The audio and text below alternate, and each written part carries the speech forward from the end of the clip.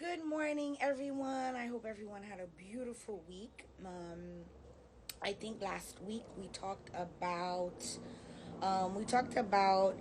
what to do when we're having a hard time, what to do when it seems like nothing is working. C'est de ça que t'ai parlé semaine dernière.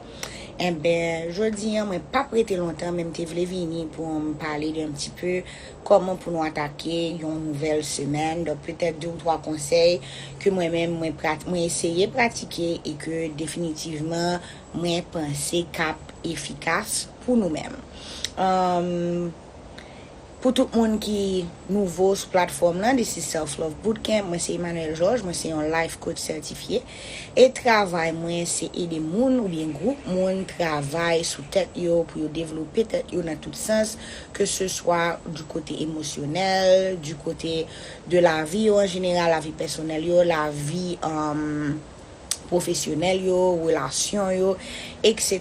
Donc c'est ça travail moi et Self-Love Bootcamp, c'est une émission une plateforme que nos filtres permettent moi gagner tous les lundis à 10h côté que nous parler un petit peu de développement personnel. Alors, et comme me dit moi pas prêté, mais si nous bagaille que me toujours dit sur plateforme là tous les lundis, c'est que moi pas venir là pour me parler pour compte moi, mais toujours aimer input nous, moi toujours aimer que nous partager gens que nous penser sur différents sujets que moi décidé exposer. Donc jodi question c'est qui question que vous capable poser tête ou qui mindset que tu as supposé gagner là à rentrer dans une nouvelle semaine. Donc, je nous si nous là, est-ce que nous pouvons partager une question ou bien une pratique que nous faisons pour nous gagner une bonne semaine, pour nous préparer nous, pour nous rentrer dans une nouvelle semaine. Donc, je vais une réponse. Moi, il y a 2-3 personnes qui sont là tous les lundis. Donc, je vais une réponse. Nous, Catherine, I'm waiting for your answer. Kira, ok? Donc, qui attitude ou bien qui ça que nous pensons que nous avons fait pour nous rentrer dans une nouvelle semaine? Stella dit affirmations. Very good, Stella. Let me give you a like. All right, what else? Affirmation, c'est des statements, comment on dit statement? Des phrases, nous t'as dit, qui positifs, que nous capables d'écrire, lire, répéter à haute voix, qui pral mettre cerveau nous déjà, qui pral mettre état d'esprit nous, qui pral guider état d'esprit nous. Alexandra dit be positive. Well, being positive is it's very general. Being positive, it's not always easy, but it's definitely a good one. Being positive, ça veut dire mettre dans tête que semaine n'a pas bien passé, pas gagner des idées toutes faites que semaine n'a pas bon, pas mettre obstacle en avant, pas mettre ça peut-être t'es passé semaine dernière dans nouveau semaine là. C'est vraiment rentrer dans nouvelle semaine avec un cœur ouvert, avec un esprit ouvert.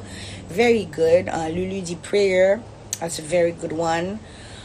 Catherine starting with a positive mindset. Prayers, definitely. Meditation, I would say. Plan de la semaine. This one is very important. Parce que l'on a rentré dans la semaine, même si nous pouvons gagner plan détaillé pour chaque jour, mais faut nous gagner un general to-do list, un general agenda to get in to start the week. So it's important that you guys have an agenda, have a to-do list, even though it's very general. It doesn't have to be detailed yet, but you gotta have an idea of what your week will look like. Faut qu'on capable une idée de comment est-ce que semaine nous pral dérouler. Moi-même, je pense que en parlant de plan de semaine, parce que semaine dernière, nous avons parlé de moments difficiles que nous toutes gagnons des fois, le n'a rentré, le n'a vivre des changements dans la vie, nous gagnons des moments difficiles, en pile fois nous sentons nous perdus et moi te voulais continuer sur même lancer ça. Donc surtout là nous a passé un moment difficile, je pense que le n'a rentré dans une nouvelle semaine, il est important pour battre nous des priorités. Ça veut dire que nous connaissons que nous pas nécessairement faire tout ça que nous planifions, que nous pas nécessairement gain la meilleure attitude, suivre plan et faire routine nous je nous t'as envie faire, etc. Moi pense que l'important pour nous gagner des priorités pour semaine. Donc qui ça qui pas négociable pour semaine? li important. Est-ce que c'est notre travail ou que yon bagay qui pas négociable pour qu'on ait que faut faire no matter what semaine ça, même si deadline n'a pas semaine ça, ou bien si deadline c'est semaine ça, si délai c'est semaine ça, faut qu'on fait. Dans la vie personnelle aussi, ou dit semaine ça, vle pas vle m'a fait sport 3 fois par semaine. Vle pas vle, faut me parler avec famille parce que ça fait trop longtemps. Yes, set goals is important, but I think that I want to go deeper and say set priorities, set non-negotiables.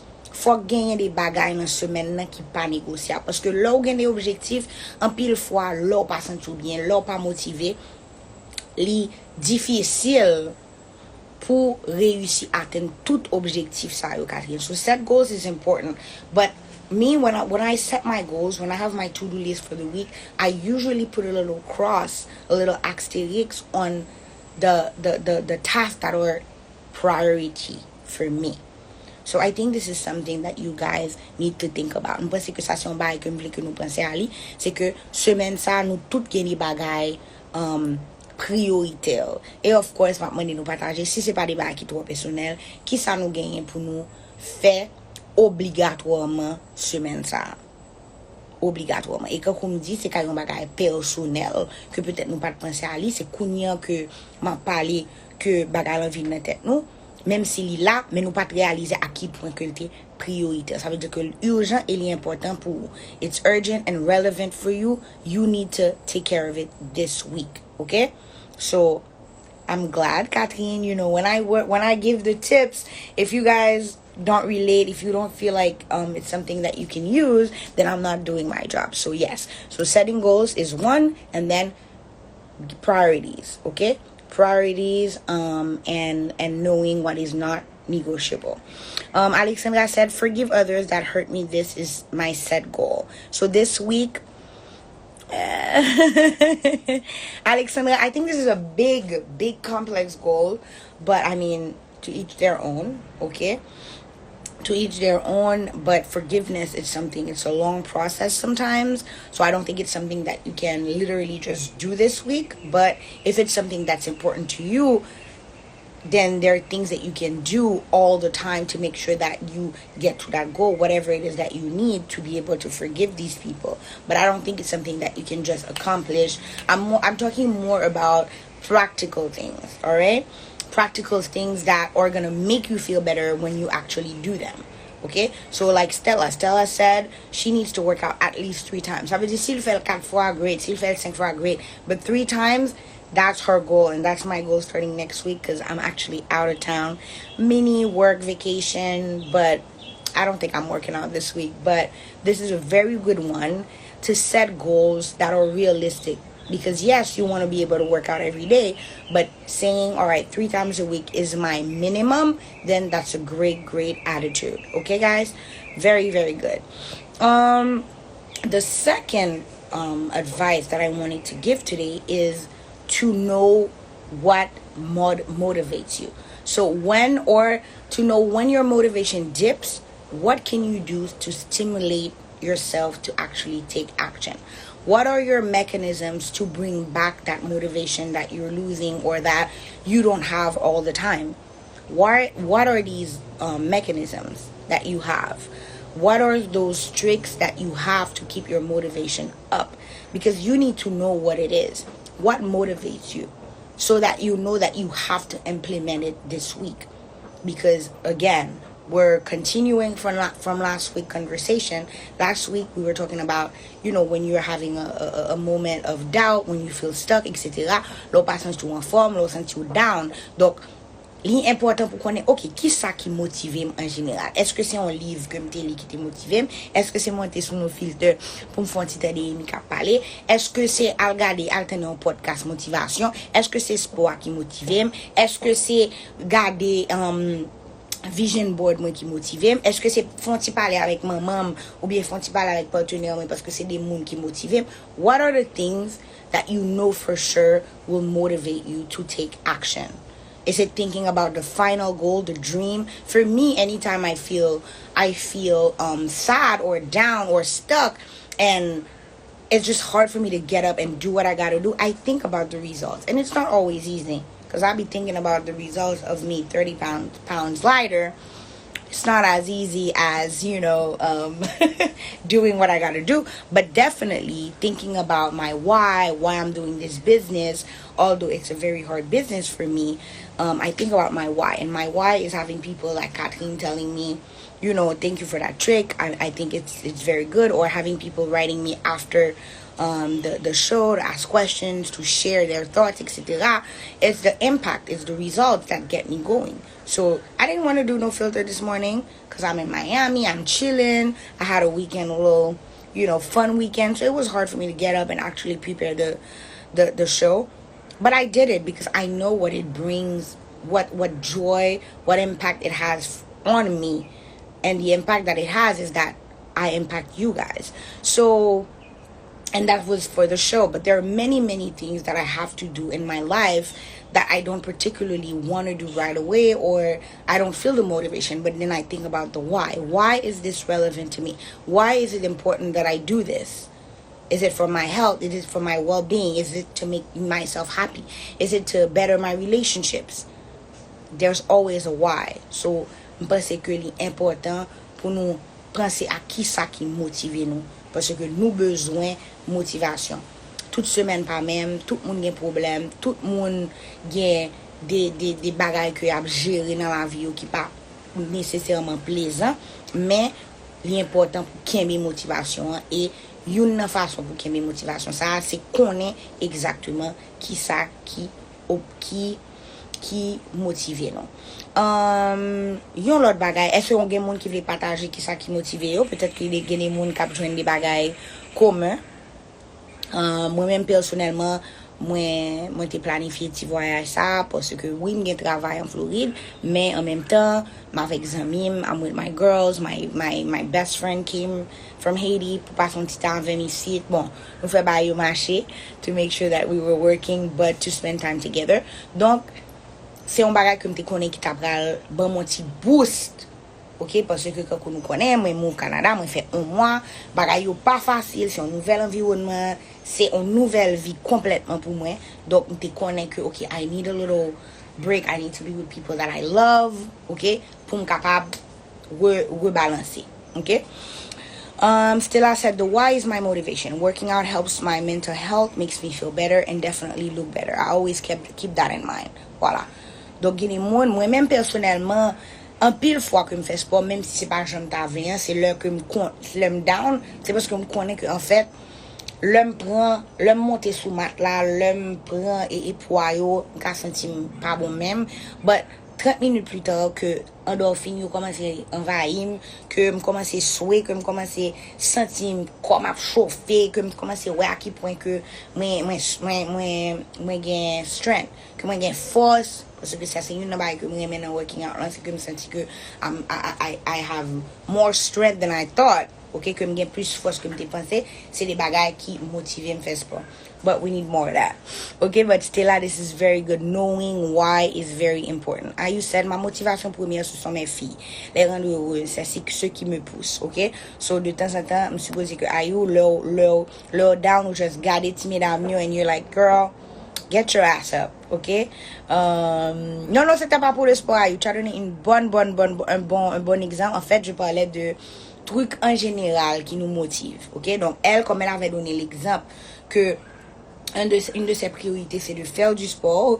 Donc, elle, la raison pour laquelle elle arrive à le faire, c'est parce qu'elle pense au bienfait du sport. Donc, toi, en fait, tu parles de ta vie en général, de ton travail, de tout ce que tu dois accomplir. Et comme tu dis, c'est ta fille. Et beaucoup de personnes, beaucoup de parents, l'une de leurs sources de motivation, c'est définitivement leurs enfants, le bien-être de leurs enfants. Moi, je dis toujours que ma motivation, en fait, c'est bien sûr le bien-être de mon enfant, de mon fils, mais c'est aussi qu'il soit fier de moi. C'est aussi qu'il ait l'exemple de quelqu'un qui a cru dans ses rêves et qui a travaillé dur pour avoir des résultats. C'est une femme qui aime les gens. Donc, en fait, je veux que mon fils me regarde avec un regard admiratif. Donc ça c'est une motivation pour moi. Je partage jamais que petit moi honte ou bien que petit moi pas fier de moi. Donc à part bien-être, moi voulais aussi que moi son figure de son exemple de courage, un exemple de positivité dans la vie petite moi. Shakira dit, well, believe it or not, music motivates me a lot. Of course, my daughter would be first. And these are great. They don't have to be on the same level, guys. You can have different types of motivation. Let me tell you, when I gotta clean that house, when I gotta wash those dishes, I gotta put some music on because I can't do it without the music. Your music definitely motivates me at that moment. So you might have different coping mechanisms. You can have different, I'm saying coping, not necessarily coping mechanism, but you can have different tricks to motivate you that are different for different reasons, for different circumstances. C'est quand nous avons des amis, nous avons des gens que nous avons dans le système de support, mais nous relais, nous faisons appel à eux pour des différents bagages. Donc, il y a des bagages, c'est tels amis que m'a prélé, alors que il y a des bagages, c'est maman que m'a prélé. Donc, tout le monde a des missions différentes dans la vie de l'autre monde. Donc, c'est la même chose pour les trucs qui vous motivent. Nous avons des différents bagages pour différentes circonstances, pour différents objectifs que nous avons besoin accomplir. Moi pense que dernier bagage que moi pense qui est important, moi parler en pile de routine, moi te dis pas la vérité, moi parler en pile de routine et me pense que l'important pour nous honnête avec tête nous. Gagner l'heure nous gagner des routines parce que coach Emi te dit que mais comment pour matin on passé, mais comment tel bagage. En fait, une routine qui qui marche pour vous et qui supposé faire la vie puis bon, qui supposé faire sentir puis bien, qui supposé alléger journée pour parce qu'on a une routine qui marchait pour vous. En fait, l'important pour nous réévaluer routine nous tout le temps. Faut nous évaluer routine de temps en temps. Est-ce que ça bon? Est-ce que c'est le matin pour me faire sport ou bien le matin me sentir trop bagaille c'est le soir pour me faire? Est-ce que et journée c'est pour me préparer chaque matin l'homme ont idée de sa journée pour aller ou bien c'est le soir on va mal dormir? Est-ce que l'important pour manger à 7h du matin ou bien il est plus important que moi manger à partir de 11h? Toute routine c'est une bagaille que nous pas assez importance mais son bagage qui est important dans la vie nous. Donc l'important pour nous réévaluer routine nous pour nous éliminer ça pour nous éliminer pour nous implémenter ça pour nous implémenter. Shakira, yes you are out of subject but yes my dear, class is on Saturday in Miami at 4 p.m. Please invite some friends. We have some spots open. But yes, people do like to wait for the last minute, but don't hesitate to DM me or send me a text on the number that's on the flyer to reserve your spot. So anybody who's here, I am in Miami and I have a Love Your Body dance class on Saturday at 4 p.m. in Miami. All right, guys. So let me know. Thank you, Kathleen, for validating what I'm seeing. Because again, I love doing the lives, but because I used to do sessions where people would be around me, it definitely is weird, and I didn't want to do lives for a very long time because when you're with people, you see them smiling, you see them, nodding like yes, so I'm assez bon bagay, but when it's live, I don't know what you guys thinking, so it's always great to read your comments. So I'm just gonna repeat the 3 things that I said. Number 1, let me see if somebody remembers. Number 1 is, what was my number 1 tip to start a new week? Especially when you feel stuck, especially when you feel down, when things are harder. What is the first tip I give? You guys don't remember. The first tip was to always have priorities. So setting goals is important, but having priorities is the most important, right? Connaît qui ça qui pas négociable, qui ça qui peut passer semaine ça quand même. Que si toute l'autre bagaille pas fait, c'est pas un gros problème, mais faut que tel bagaille fait no matter what. Donc majorité énergie c'est sous activité ça, c'est sous objectif ça, c'est sous bagaille ça que m'a mettre. What is the second thing I talked about? The second thing. Moi élève moi a bien suivi. Thank you guys. You guys are right. It is to set goals. Black Rose, it is to set goals. But like the other ladies commented, set goals, but knowing what are the priorities, because a lot of times when we have a million goals and then we don't accomplish all of them, we feel bad, we feel like we are failures, and then that's how we lose some of our self-esteem, and that's not good. So it's important to have non-negotiables, so that you know that these 3 things out of this 20 bullet point list, you got 4 things that you were supposed to accomplish, and you've done it, so you're good. You did what you had to do. Thank you, Catherine. You said motivation. Yes, motivation, but to be a little clearer, it's to know what to do to keep our motivation up. So when our motivation dips, what can I do? What always works? What are the different resources that I have to stay motivated? Yes, thank you, ladies. And the third thing is to look at our routine, look at our habits, everyday habits. What can we change? What do we need to eliminate? And what do we need to implement into our days so that they can go better, so that we can feel better? All right. Those were the 3 tips I had for you today. I'm not going to stay, but again, like I said, this is for me like a virtual coaching session, so it's always great for me to know. Thank you, Kathleen. Yes, you're right. Shakira, you're right. I see you guys are listening, but for me, it's not just listening.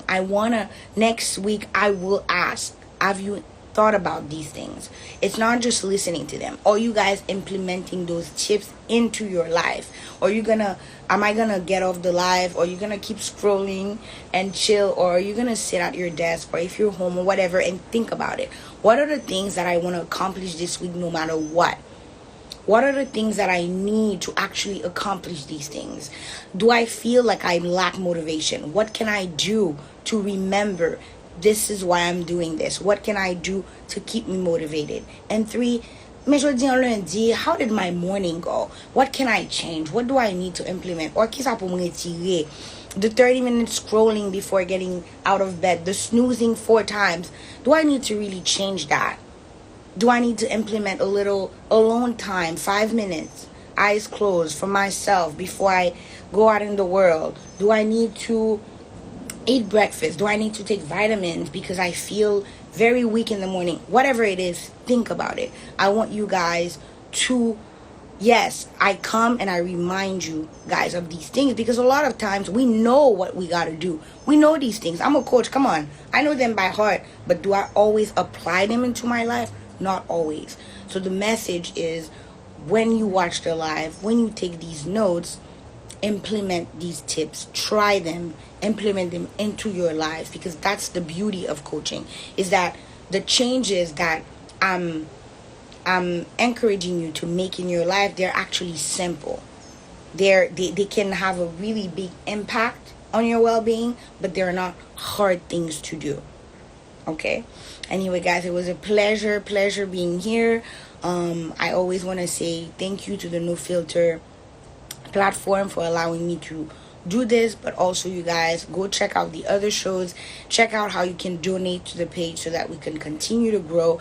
And then if you're not following me, then I would really appreciate it if you gave me a follow today. So you can go and click on my name. I'm also going to pin it. It's at Emmanuel _ George. All right, so I would really appreciate it if you guys gave me a follow. And remember, I am in Miami, and I have a class in Miami from 4 to 6. It is a dance class for women to feel good in their bodies.